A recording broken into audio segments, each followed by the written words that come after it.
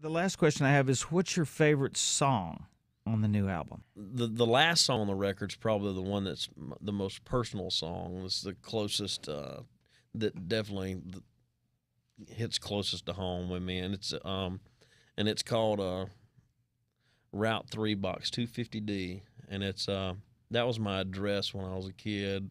Um, for about a 3 to 4 year period when my mother was married to this old alcoholic dude. It was kind of a bad time in my life, and that was, and I say that's, I don't know if it's my favorite. It's probably the hardest one for me to listen to be honest. Mm-hmm. It's the one that I shared a lot about my childhood that I've never really shared. Mm-hmm. So it's definitely something for people to listen for. Well, But tell me about that song. Did you write it by yourself, or? I wrote it with Red Akins and Ben Hayslip. Okay, so you got a couple of good buds and just Yeah. shared that with them. Yeah, and it was one of those songs that just fell out. We probably wrote it in 30 minutes, 30, 40 minutes. It was just like, at the time I couldn't believe how much I was actually it was actually one of those things that it was just more like kind of pouring out, like, okay, I guess it's time for this to come out.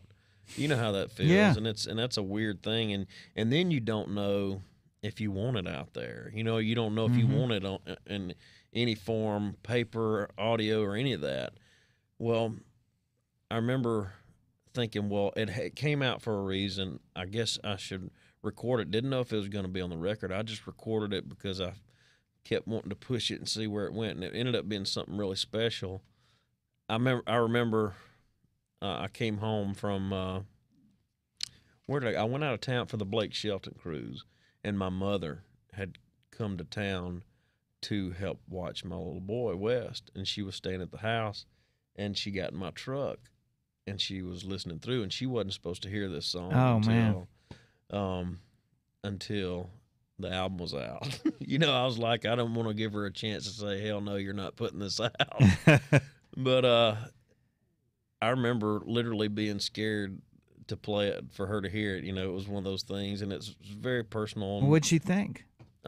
She just said she did a lot of crying, and it was nothing. It was just one of those time periods that everybody kind of brushed under the rug a little bit, and just kind of just move on, that kind of thing. Sure.